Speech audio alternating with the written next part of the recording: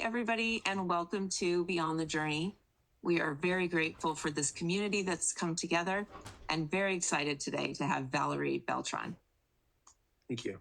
Valerie Beltran is the Outreach Director of Zendo Project and a marriage and family therapist who walks a mystical path with grounded feet while integrating psychedelics, technology, and spirituality in her private practice. Having grown up with two ethnic backgrounds while living on the border between two countries, Valerie is adept at metaphorically walking between worlds, seeing from multiple perspectives and creating bridges and integration where separation previously reigned. She strives to be a guide for those traversing the liminal spaces between dreaming and waking, psychedelic and mundane, ancient and modern, indigenous and Western. She completed CIIS's Psychedelic Assisted Therapy and Research Program in 2019 and has been a supervisor at Alchemy Therapy since 2020, a sliding scale ketamine clinic that offers psychotherapy and psychedelic assisted therapy to underserved communities in the Bay Area. Zendo Project is a nonprofit that was formerly part of MAPS and is dedicated to providing safe and supportive environments for individuals experiencing challenging psychedelic experiences. Through harm reduction practices, compassionate care, and educational outreach, the Zendo Project aims to transform potentially difficult moments into opportunities for growth and healing. Welcome. Thank you. Very happy to be here. Thank you. Okay, I'm jumping in. Great. Can you let us know a little bit about your history, how you ended up doing this work, and what brought you to Zendo? Yeah, absolutely. So I started working with Zendo Project 2 years ago. This will be my third Burning Man. We're getting ready for Burning Man, the large festival in the desert, amazing art festival. And Zendo Project actually started at Burning Man, and it was originally a project of MAPS, as you mentioned. And it was obvious that there were a lot of people using psychedelics at Burning Man, as happens at many other festivals.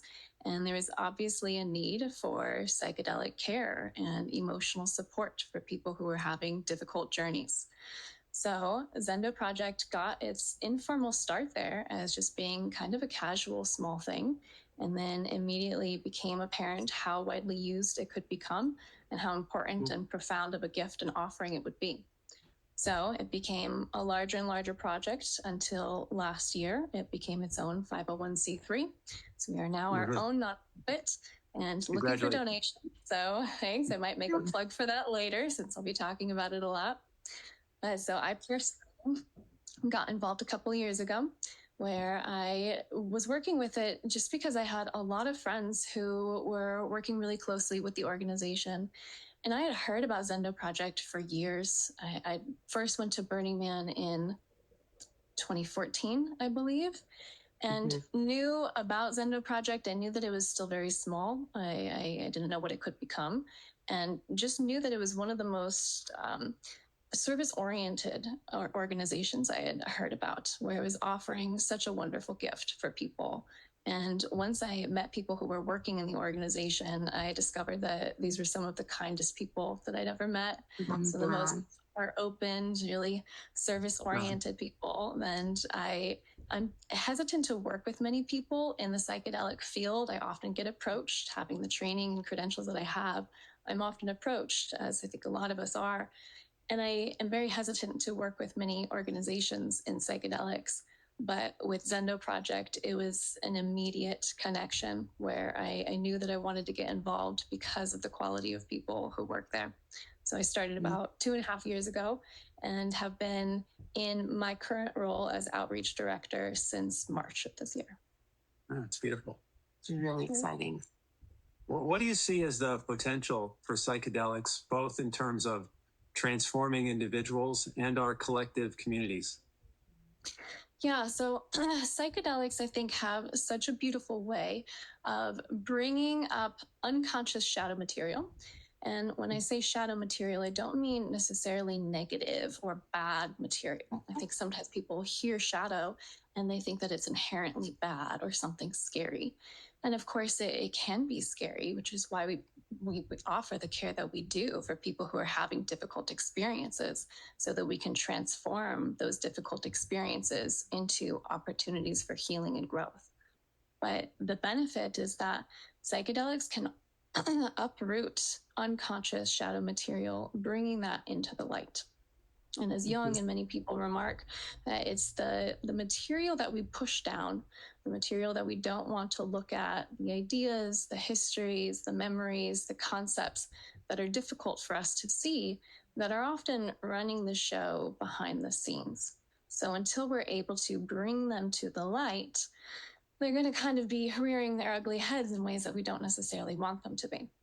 So psychedelics have a really great way of bringing that material to the surface, to the light, so that we can examine it, hopefully in a controlled environment that feels safe enough that we can explore those depths and have some compassion for those parts of ourselves or those memories that we experienced that were not okay, so that we can feel a larger sense of it's okay.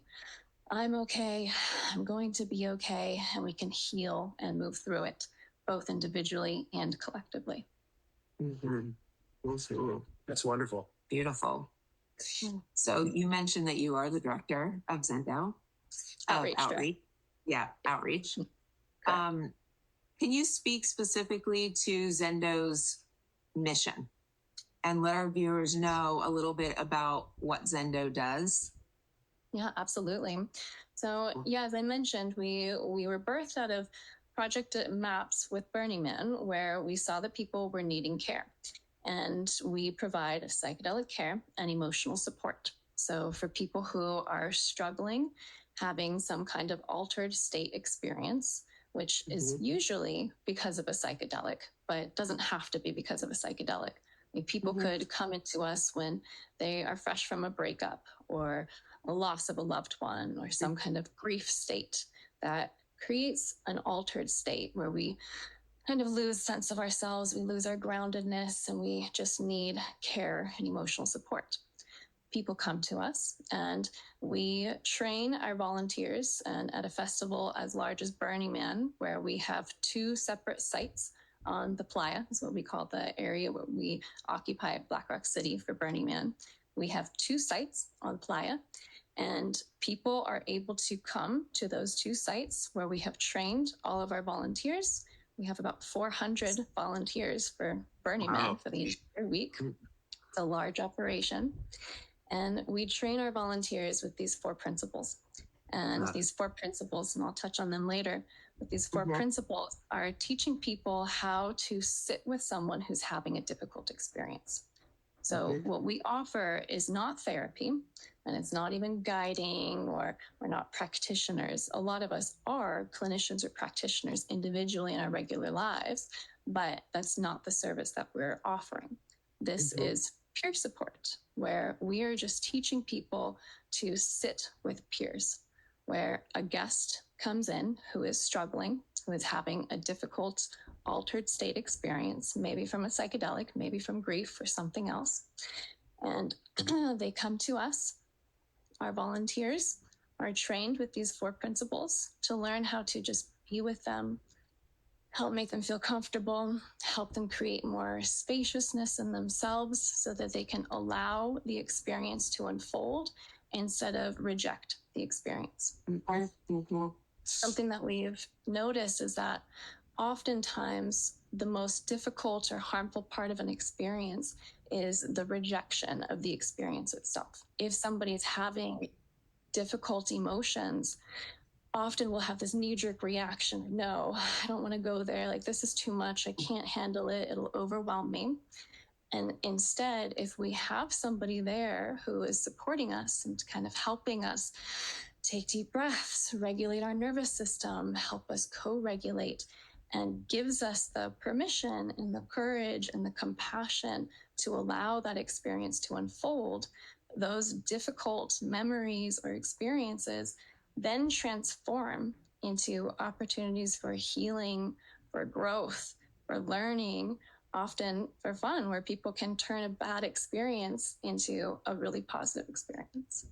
what an incredible gift and necessity, and allows people to take what could be potentially so difficult and have lifelong transformation from getting to the Zendo. Yeah. Exactly. And what's more with Zendo Project, like asking about our goals in the future, we have so far been focused mostly on festivals or conferences. Like we were at the Psychedelic Science Conference in 2023 in Denver, and we have mostly been focusing on more of a psychedelic approach, or people who are in altered states because of psychedelics. But we're starting to expand that a lot more, where we are going to be teaching a lot more emergency room personnel, first responders, where we're teaching them to work with anybody, like a patient who comes in who's in some kind of altered state, maybe because of psychedelics, but also maybe because they're just having mental illness, a psychotic break for whatever reason. The skills that we use to respond to those situations are really one and the same, that we just want to provide compassionate care, where we teach people grounding, we teach them to feel a little bit more comfortable in the experience that they're having so that the experience can unfold. So we're shifting from being just about psychedelic focused and festival focused to a much larger focus to healthcare in general, and really trying to revolutionize the healthcare system to have a lot more compassion, care, and empathy, which I know there's already a huge focus on that, but we're trying to teach some additional skills to help that evolve and grow. It's a wonderful training process you're describing. And how would people look into volunteering with Zendo if they were interested in doing so? Yeah, so I'll send you some links. It's zendoproject.org is our website, zendoproject.org, and Zendo is Zendo. And yeah, you can easily jump on our website, learn about our courses. We have a course right now that's one of our trainings that you don't even have to be one of our volunteers to learn this training. And we're really trying to get the skills out there, have as many people as possible feel more comfortable with learning some of these skills of tending to people and offering emotional care and support. So right now we have a course that's every Monday evening from 5 to 7:30 p.m. Pacific time. Yes. It's for 4 weeks. So it's just 4 classes. There's 2.5 hours each. And we teach these skills, and it's all virtual. So that one is available. We're also going to be offering a 2-day long, where we're shifting those 4 nightly sessions into 2 full day long sessions. So people can have different access if they prefer to do it all in one day or in evenings, and trying to accommodate people's schedules as best we can. And eventually we'll be doing trainings that are focused more on clinicians. So for clinicians who already are coming in with a clinical approach and have some basic skills of sitting with people, we are focusing more on the adverse experience side.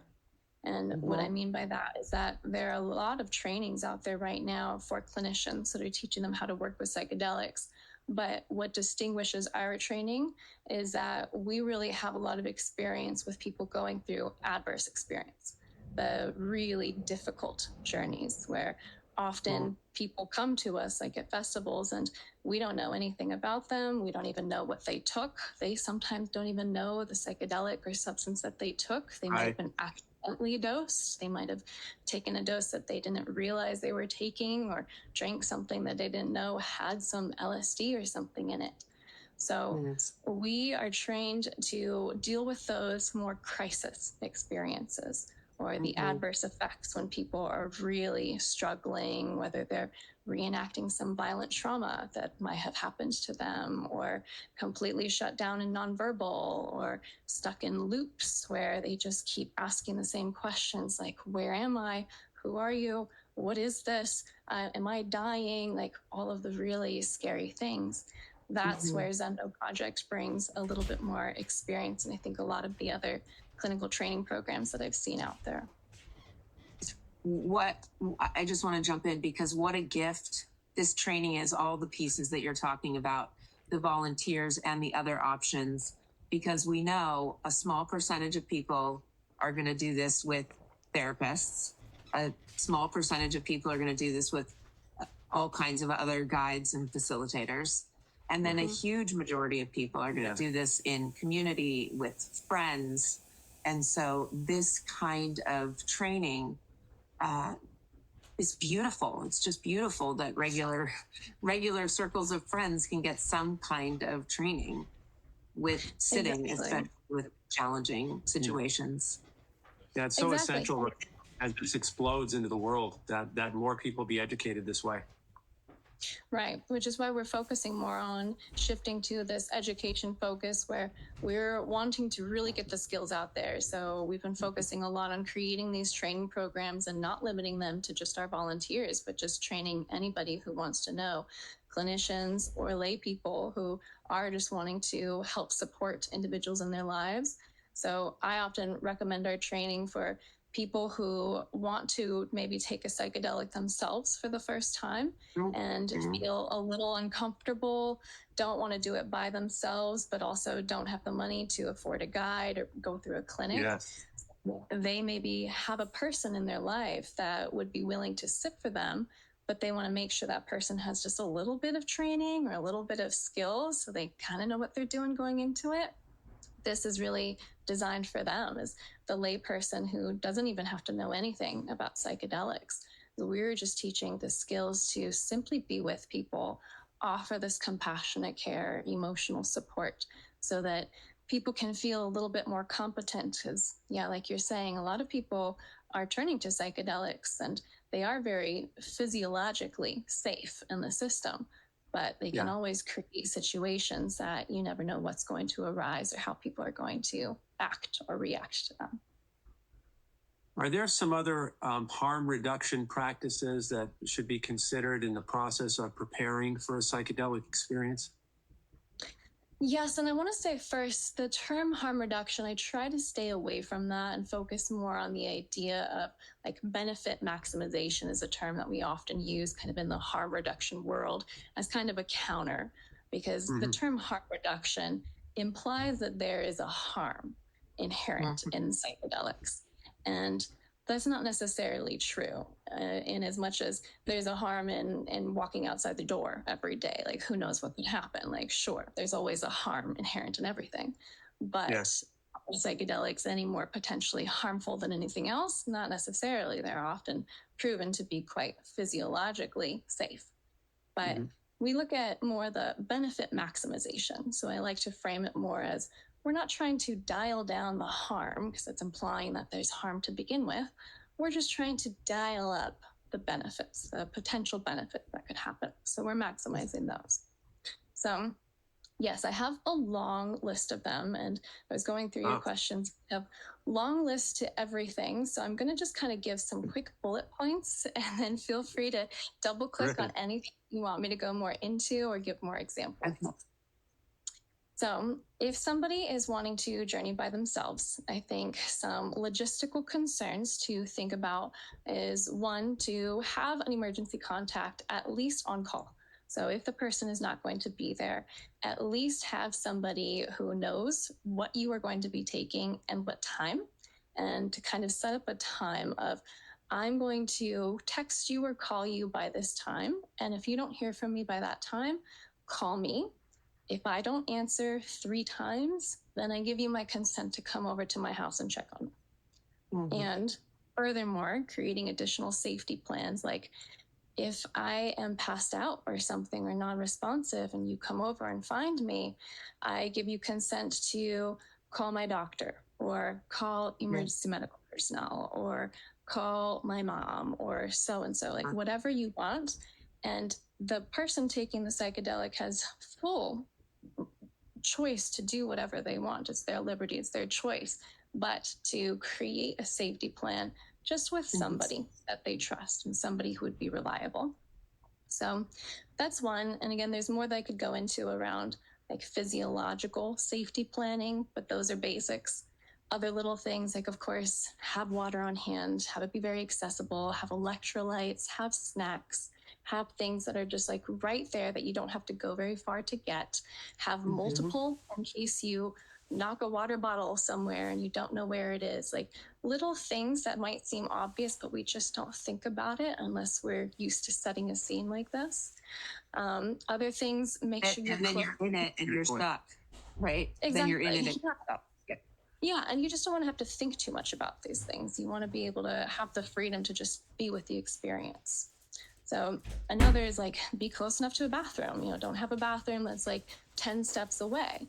Be somewhere that you are in close proximity, so it doesn't feel like you have to like pull yourself up if you are feeling kind of physically drained by the substance.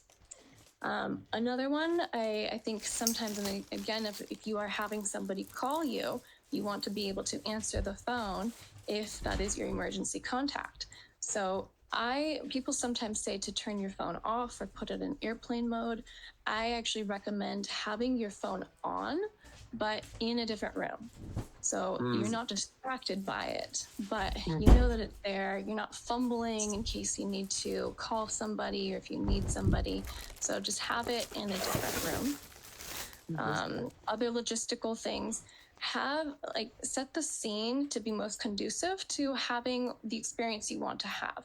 What I mean by that is if you want to have certain memories come up, then have your journal open to certain pages that you can reflect on, or have pictures that will remind you of like certain chapters of your life when you were 18 and you want to re-experience that thing that you never fully processed and is in your unconscious, then you need to deal with that. Have a picture of yourself at 18 that will bring that up for you. So set the scene with things that will help bring up the material you want, and also with things that could be comforting. In case you do get to a place where things feel a little bit too dysregulating, you need more support, have some items that are comforting, gifts that people gave you, stuffed animals, cute pictures, photos of your family or loved ones, photo of a dog, something like that. So these are kind of like little things to keep in mind. Those are fantastic. They're practical, but I don't think they're talked about very much. And everyone that you named, like there's a yes inside around it. Exactly. Really we use the term set and setting often, but I feel like people don't really go into what does setting mean. Like I just laid out a lot of, again, like you're saying, they're very practical, very basic things, but people just don't think about them. So I'm the queen of practicality. All my clients say that. I love to just be like very practical. Like you hear these terms a lot. I want to unpack those terms and here's what it's actually meaning. Here are ways that you can actually apply that. This is what motivated this whole summit is, in actuality, what do you do for preparation and integration? What does that actually look like? Yeah, beautiful. Yeah. I've got a million of those. So some of these that you just mentioned apply, but what constitutes a safe and supportive environment if you're doing it in a group or individually? Good point. Yeah, this is a very personal question, and I think different people have different comfort zones with obviously different settings. So in a group, I think you have to first ask yourself if you feel comfortable having a lot of people's energies around you. And knowing that if you're in a group ceremony, there might be one person screaming next to you, another person crying next to you, another person completely still, but you might be wondering, is that person okay? Like, do I need to think about them? You're going to have a lot of different things. And for some people, that can be actually conducive to the experience because it's kind of permissioning. Like when you see or hear other people going really into their depths and having their experiences really unfold in a powerful way, that feels very permissioning. Like, oh, they're really going for it. I can really go for it. Like, yeah, let me let that thing really come up. So that can be conducive to your experience. The other side of that, of course, is it might be distracting, especially for people I've noticed who are sensitive, of course, but really for the people who are kind of people pleasers or caretakers, it's hard for them to turn off their concern of what other people are experiencing. And even if they can control that they're not going to go tend to the person in the moment, they might just in the back of their minds be planning, I want to go talk to that person afterwards. I want to see how they're doing. I want to make sure they're all right. So it just takes you out of your own experience enough that you're not able to fully let your own things come up.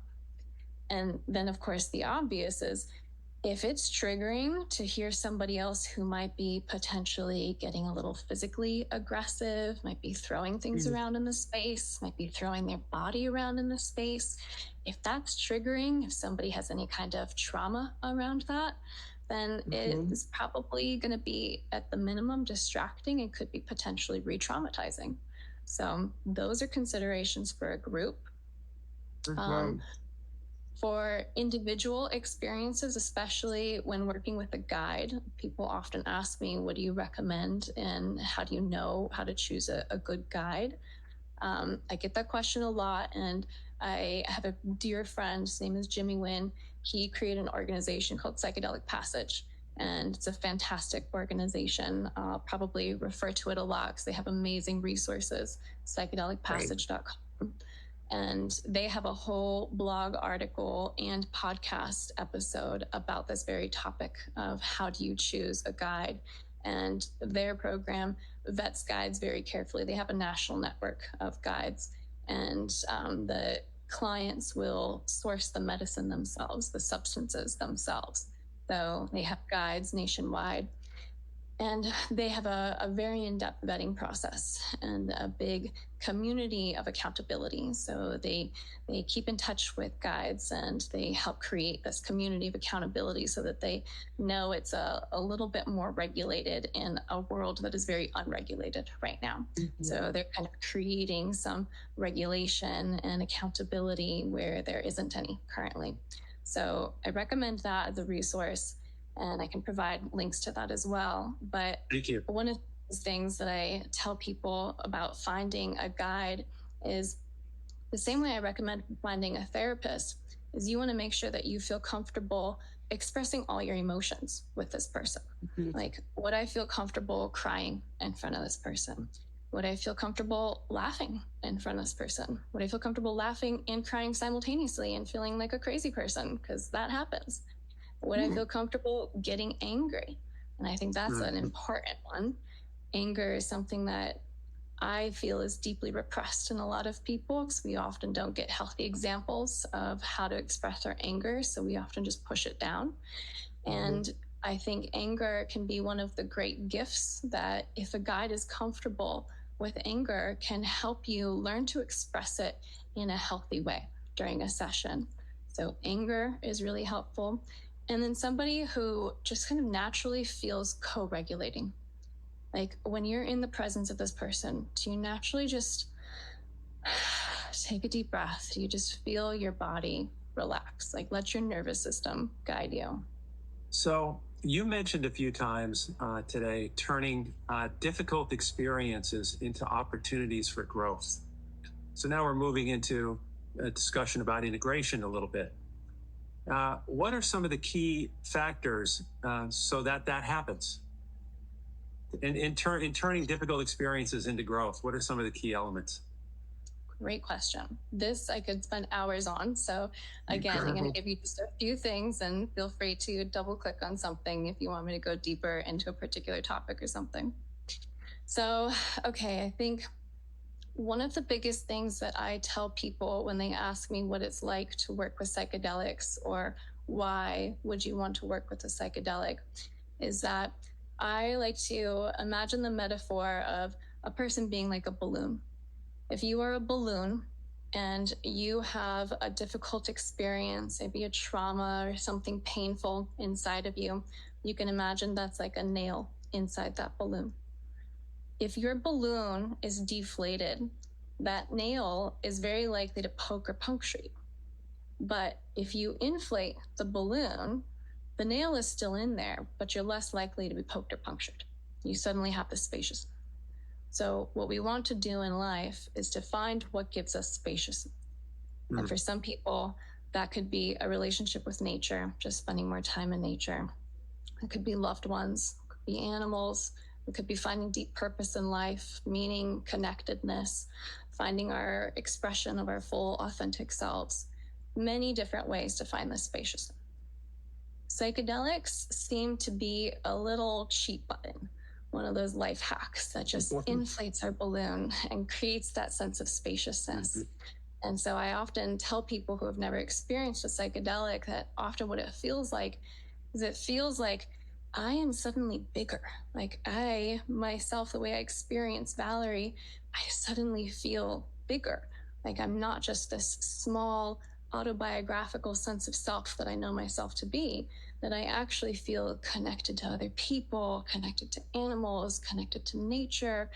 I just feel bigger. So when I think about negative or difficult or painful things, I feel spacious enough that I can hold and feel the pain of those things without it overwhelming me.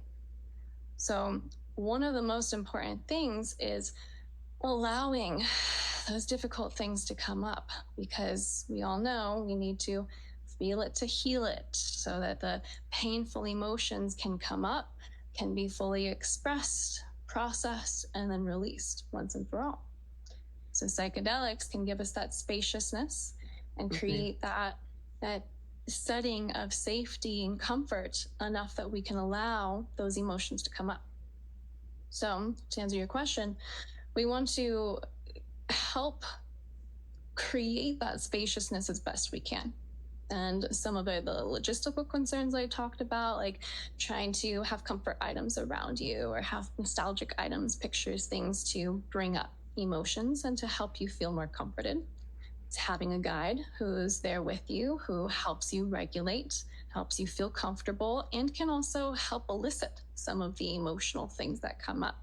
Like if I'm the client and I have a little glimmer of an emotion, but I can't fully bring it up, then a guide might help me, like just ask the right questions or help me tune into my body enough that I can feel like where I'm feeling that emotion in my body, and maybe like get into a certain somatic expression where I'm able to have that be a little bit more highlighted so that it can come out in a more permissioning, full-fledged way that I can fully release and process it. So having a guide who can help me through that, and a lot of other things that can help just create that spaciousness and allow the emotions to fully come up. Such great explanations. How do you have a diverse background, and how do you bring that diverse background and your interests in psychedelics, healing, ancient and modern wisdom into the process of integration and into your work with people? Yeah, so along the same lines as these ideas of spaciousness, I think my counseling program that I did to become a licensed therapist, the master's program, was a holistic counseling program that incorporates these Eastern traditions, indigenous teachings, religious, spiritual practices, as well as traditional Western psychology. So it has all these different lenses. And for me, that's important to be able to look through all these different lenses so that we can explore from many different cultural perspectives, many different ways of meaning making, like ways that we see the world and define things and find our place in it. I think that having the most thorough ways and the most thorough toolbox to be able to pull and see these different lenses and see that one client might like looking through this lens while another client likes looking through this lens, that eclectic way of working with people, to me, I think is the most serving. And I think it also helps introduce new concepts and ideas that people just might not be thinking about. So a client might not have the experience of looking at it through that particular lens. And then I can offer, oh, well, have you thought about it through this approach? Or are there certain people who look at things this way? How does that land for you? Does that speak to you in any kind of way? So it's kind of an expansion. Like a lot of developmental psychology focuses on this idea of complexity. We often move to higher orders of complexity. So being able to see that our approach, as great as it may be, is often limited, that the more we develop, the more we learn, the more complex systems get and the less limited they are. So being able to offer a lot of different perspectives. Thank you. Oh, that's great. It's sometimes like locks and keys, and a different approach is a key that opens up a lock that wasn't going to open in another way. And Exactly. it goes on and on. We all get to just keep continuing to learn and expand and from all these different perspectives.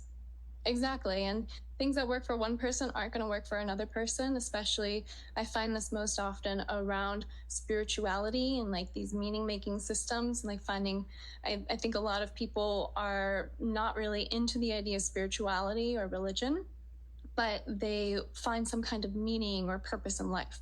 So Mm-hmm. I often work with this question of let's look at your life as a whole and get out of this kind of myopic vision we often find ourselves in of just going through the day-to-day, the minutia, and we forget to zoom out and look at this bigger approach of what are you even doing with your life? Why are you here? Why are we as a species here? If you want to take it to that big philosophical juncture, or just looking at what brings meaning and fulfillment to your life.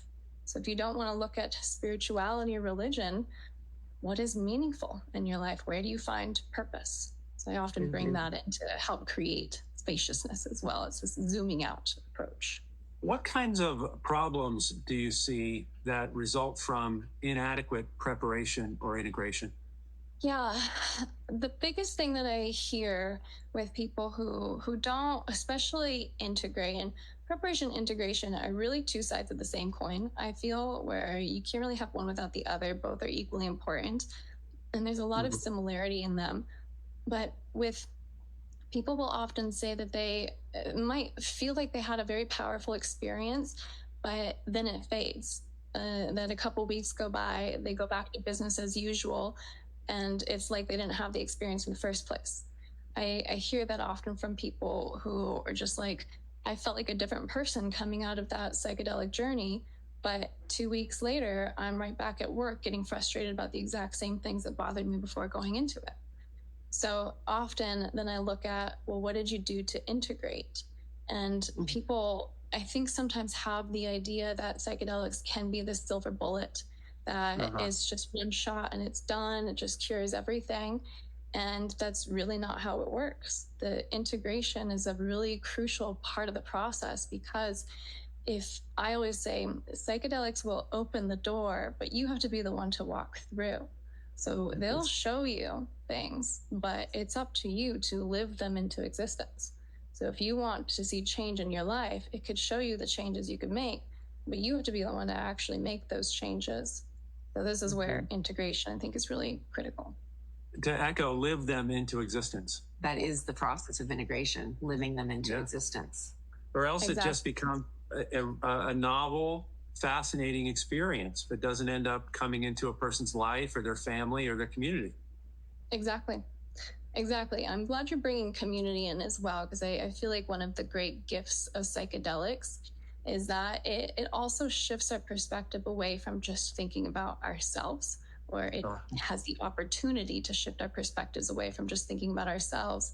And often the way that I work with people with integration is, and I'll talk more about this in a second because this is tied to my gift, and I help people look at their lives in these 4 different quadrants so that we can be as thorough as possible, really thinking about what these changes are that we want to make in our lives. And so with the lower right quadrant, the last one, I call them mind, body, heart, and soul. And soul, like I mentioned, can be spiritual, can be religious, or for people who don't resonate with those terms or concepts, it's just where people find meaning and purpose and fulfillment in life. But that last quadrant, soul, it's also about this deeper sense of accountability, of showing up, like how we want to show up in the world. And there's kind of an inherent call to action in each of those quadrants. And I borrowed this from integral theory, Ken Wilber's integral theory, which I'm a huge fan of. I studied integral psychotherapy in my grad program, so I'm a big Ken Wilber fan, so I'm giving credit to that. But he creates these 4 quadrants, and it's the way that we wake up, grow up, clean up, and show up. And I'll go deeper into these in the gift that I'm offering, but I want to highlight show up right now because you brought it up for me in my mind when you mentioned community, that when we work with psychedelics, often there's this thought of how am I going to personally benefit from this psychedelic? Like, I feel stuck in my life. I feel depressed. I feel anxious. I have PTSD. I want to personally get better. And that's all well and good. And of course, a very mighty approach. And we want to focus on that. But if we only focus on that, we're really missing a big point and purpose of the psychedelic. That psychedelics often have this way of showing us the way that we're not showing up. And it can show us that we are lacking showing up for community, that we are lacking being even authentic to ourselves.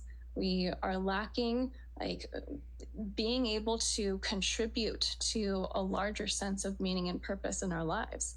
So I often work with people and thinking the first 3 quadrants can be self-focused in how you want to improve your life personally. But the last one, also think about, what are you going to do to give back? We can't just take in life. That's also a big part of the reason I think a lot of us have problems. We're kind of isolated and just focused on ourselves. So without getting too preachy, some of the greatest evidence I've seen about what contributes to happiness. There are all these psychological research studies of the people who report the highest levels of happiness are the ones who also have the highest levels of generosity. So generosity in psychology has widespread been known to be a big contributor of happiness. It's not necessarily even just correlated. It seems to be a causation that people who are more generous and giving for the sense of really wanting to contribute because they feel a part of something. So to me, that all comes back to feeling a part of something, feeling connected. We want to give back to a world that we feel connected to, and we will hold ourselves accountable when we feel connected. And that is what leads to greater happiness and meaning. And we are all in such deep need of this right now. There's not a lot of knowledge generally out in the culture about what the ingredients to happiness really are. So what people are reaching for and seeking don't hit the mark. Exactly. I have some practical things around integration. Do you want me to list some? Yeah, please. Perfect.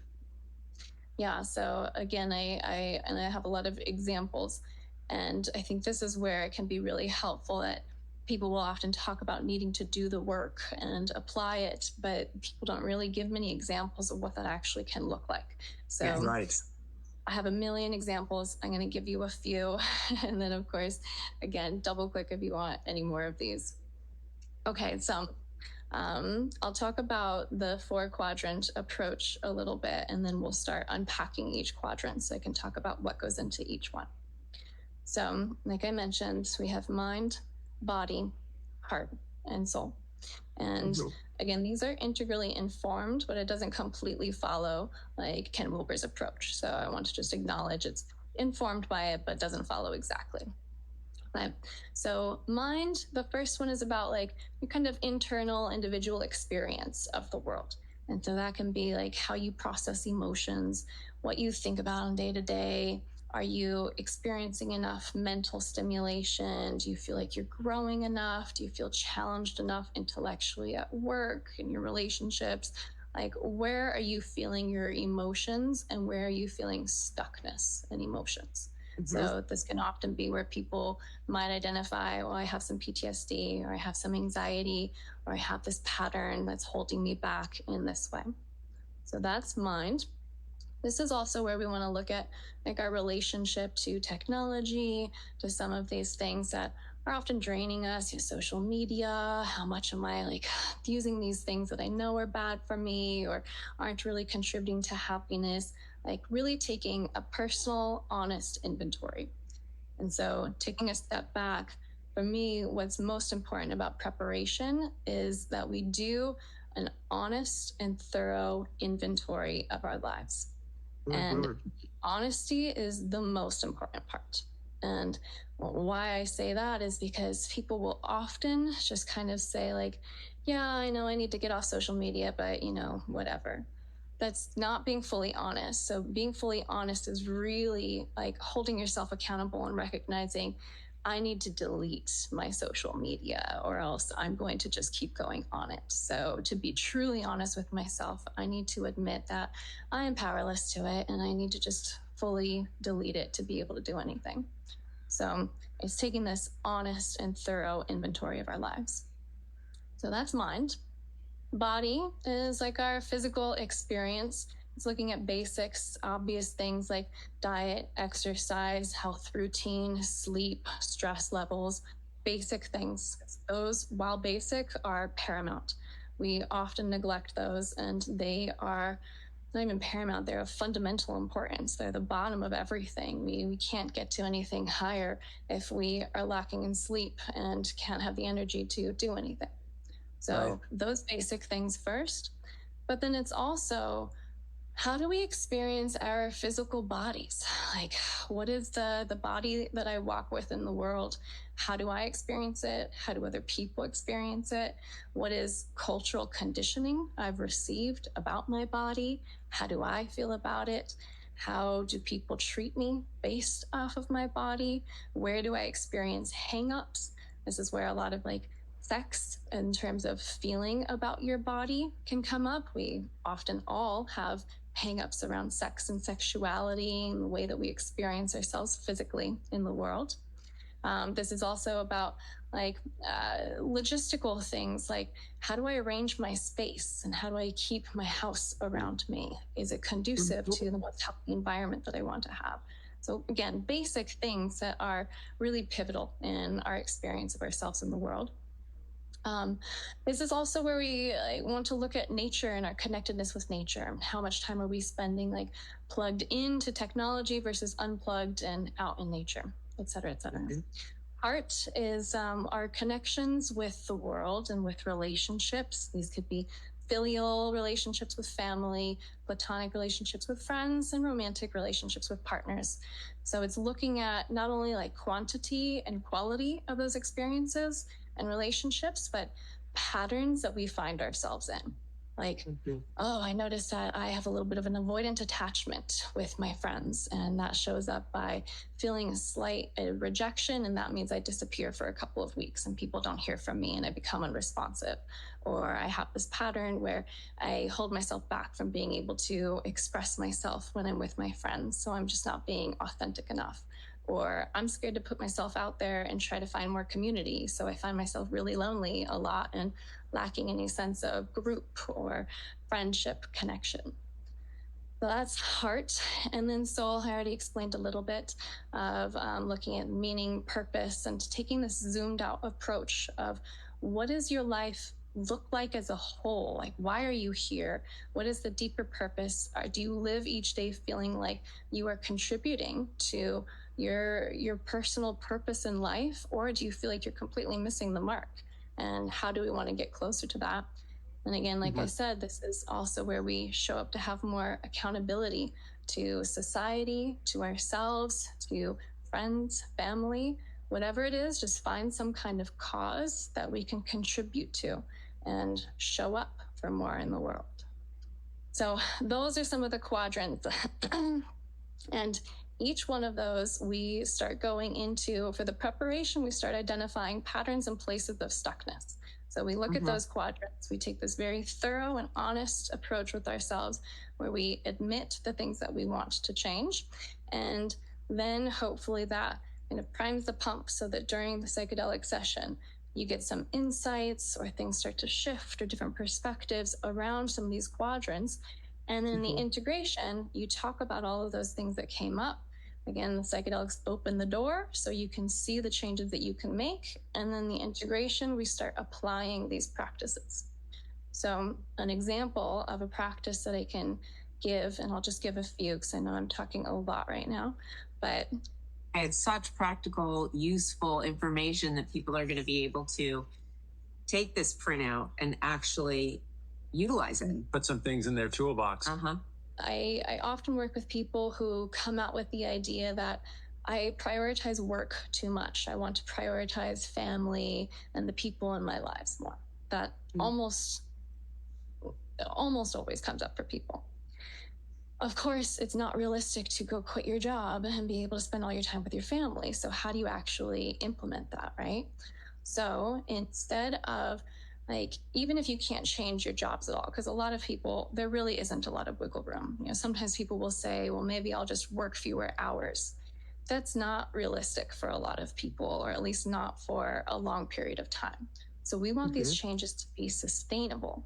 So instead of trying to change your work life, instead, if we just try to maximize, again, this benefit maximization, if we maximize the time that you spend outside of work so that it feels bigger, it holds more weight, gravity in your life, and is more highly prioritized, then work, even though it occupies the same amount of space and time in your life, because that's largely unchangeable, it feels so much different.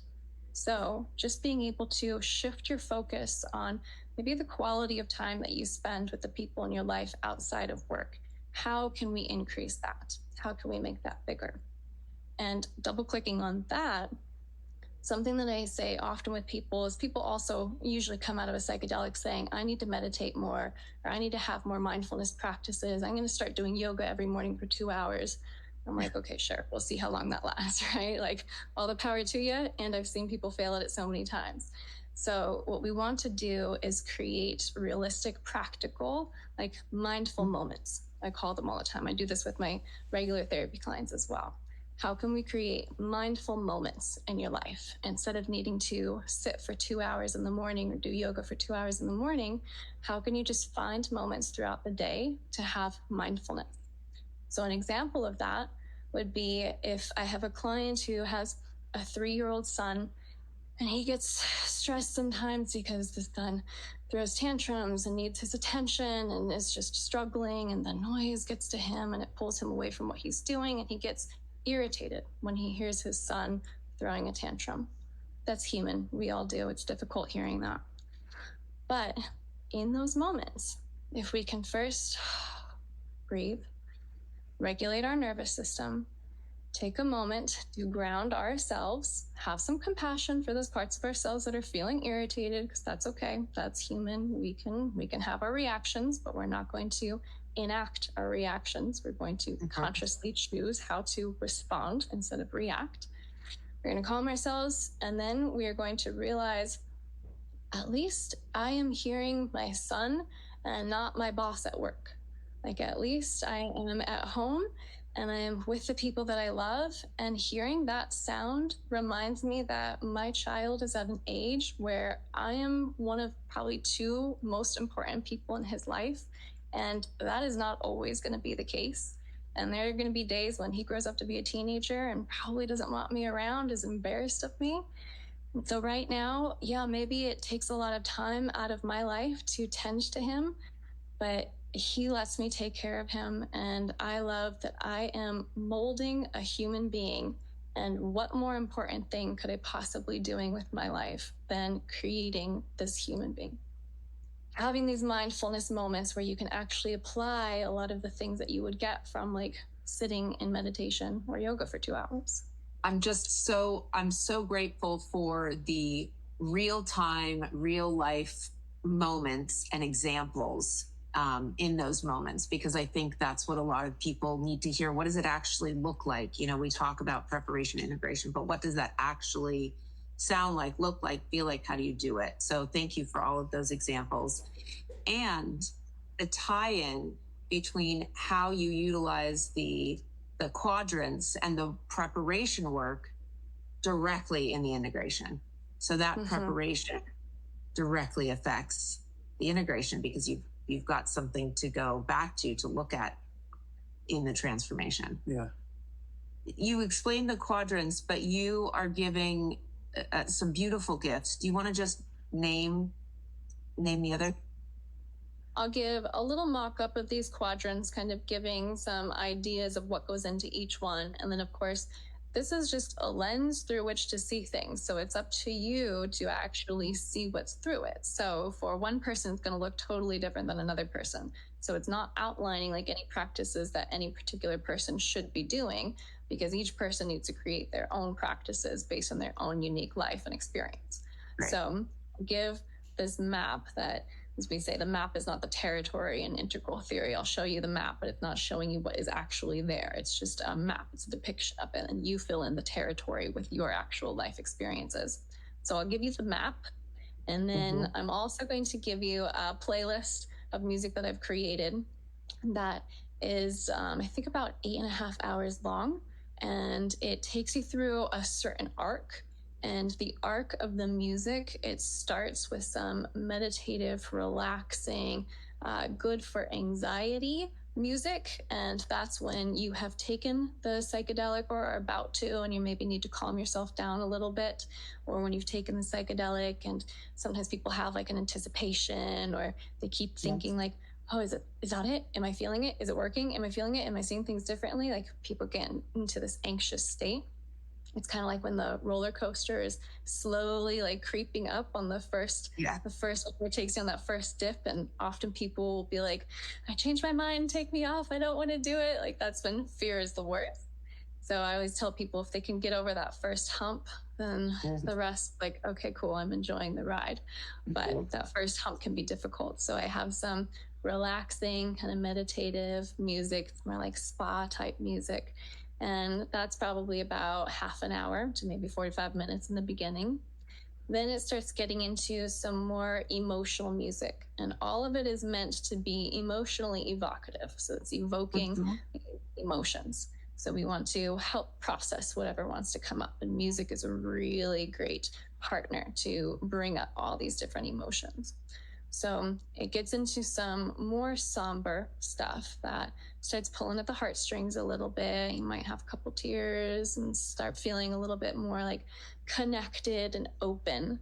And then it gets into some more kind of activating music. It's really tribal. It's a lot of drumming. It's more fast paced to get your heart beating, to get your blood pumping, and to get some anger up. So these are really good songs to listen to when you're feeling a little bit of anger, but maybe can't completely get the anger out. Then these songs will really help you like connect with that tribal side of us to feel like the activation. Then after that, and those are just a few minutes, it's not very long, maybe like 10 minutes of that. And then it goes back into some real deep, sorrowful music that can make you cry, can bring out all the deep emotions, all the grief, all the stuff that's deep in there and needs to be processed. So it gets into that. And then the last, maybe like 4 hours, is pretty jubilant. It's pretty triumphant. It's still very emotional and evocative, but it's like, yes, I can do this. I see the meaning and purpose and connectedness. And it's all this like intense music. That is fantastic and a true gift to have a collection like that that takes you on a journey. And I feel like it can be used in integration. It can be used on any day with consciousness or with a journey with medicine. Yeah. Well, we want to say thank you so much. Just such an enormous amount of valuable information, practical information. It was wonderful. We want to say thank you so much for joining us. Oh, I appreciate having the platform. Thank you so much for putting this together. I really appreciate the effort. And yeah, for anybody who wants more information, I think my contact info and everything will be on there. My website, therapyvalerie.com, zendoproject.org, psychedelicpassage.com. I'll put all of those on there as well, make those available. Thank you. Thank you so much. Yes, thank you. It's been a pleasure. Appreciate it. Okay. All right. Bye. Bye, everyone.